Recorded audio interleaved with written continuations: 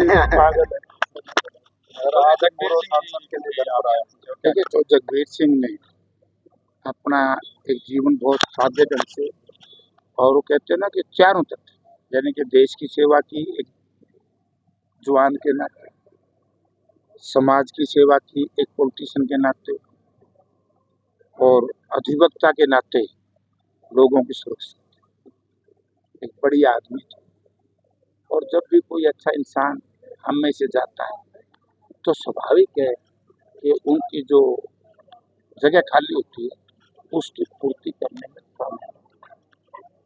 तो हम तो भगवान से ये प्रार्थना करेंगे कि उनकी आत्मा को शांति, और उनका जो परिवार है, कमल है, जो है, इनको एक ताकत दे कि ये स्वर्गीय MP साहब से भी, जगबीर सिंह जी से भी आगे बढ़ के अच्छा।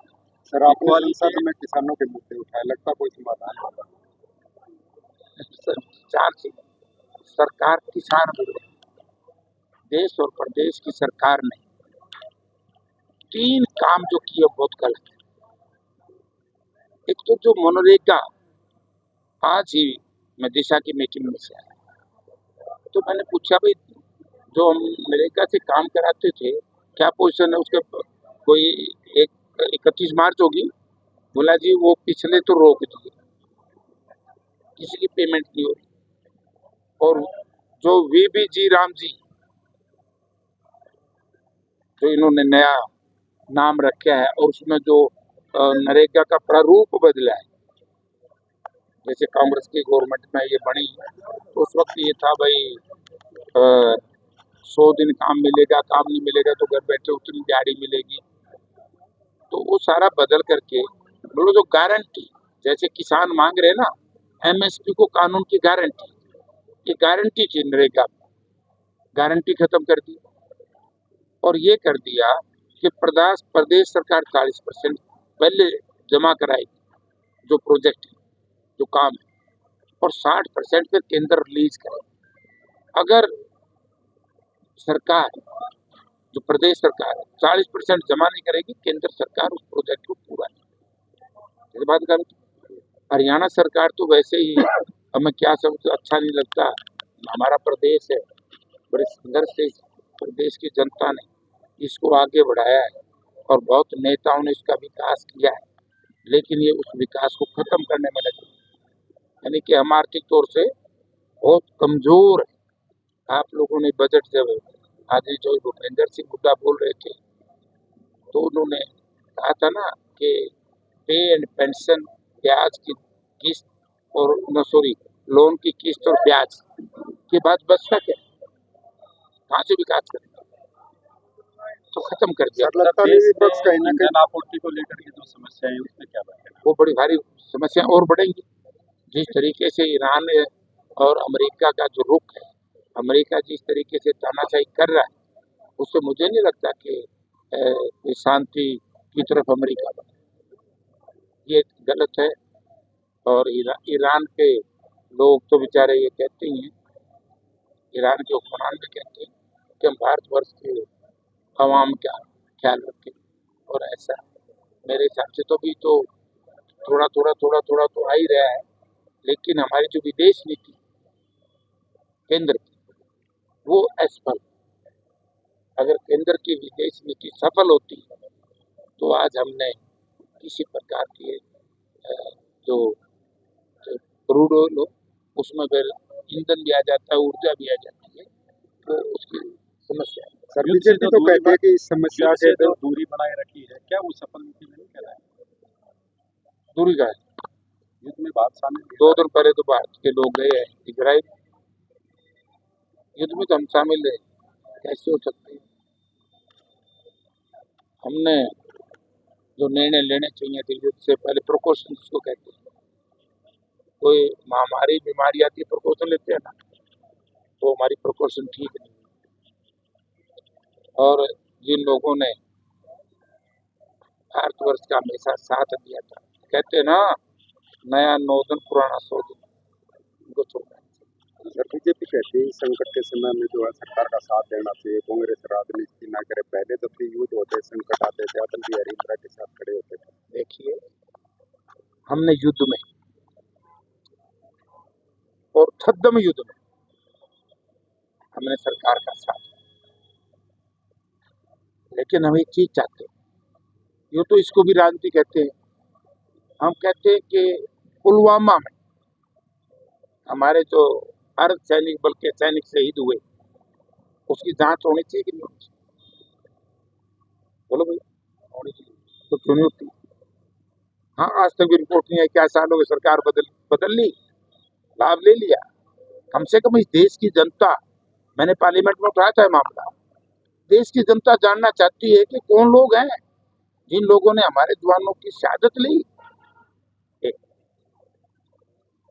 छोटी छोटी सर्जिकल स्ट्राइक की कांग्रेस की गवर्नमेंट में भी होती थी, वो दूसरी गवर्नमेंट में भी होती थी। गवर्नमेंट किसी की उसका लाभ लेते, सेना का लाभ क्यों लेने का प्रयास किया जाए?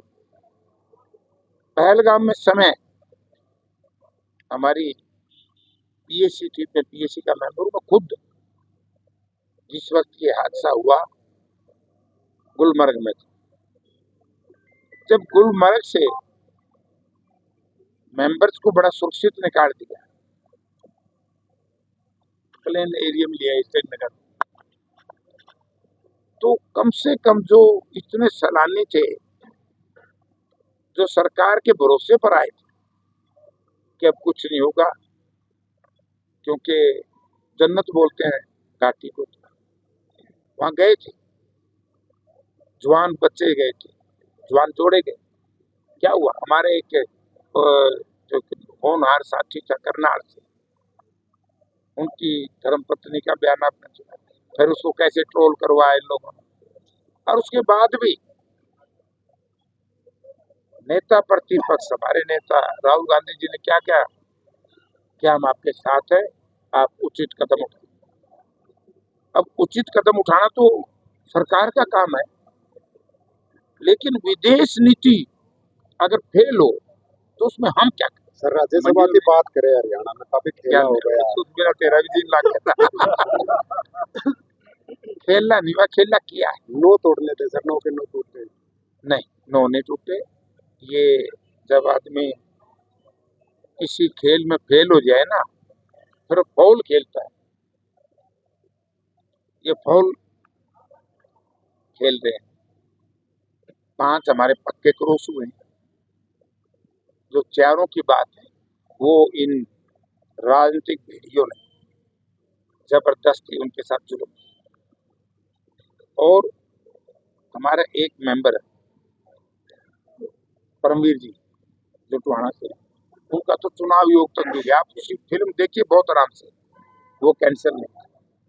इन 3 वोटों को रिकॉर्ड है, 6 बार वैलिड में डाला और 6 बार पे निकाल कर रिजेक्ट में डाला। जबरदस्ती हमारे कैंसिल। इसीलिए सब लोग कांग्रेस की चर्चा करते हैं। जो दुनिया का सबसे बड़ा संगठन था उसे में मोरा हो गया।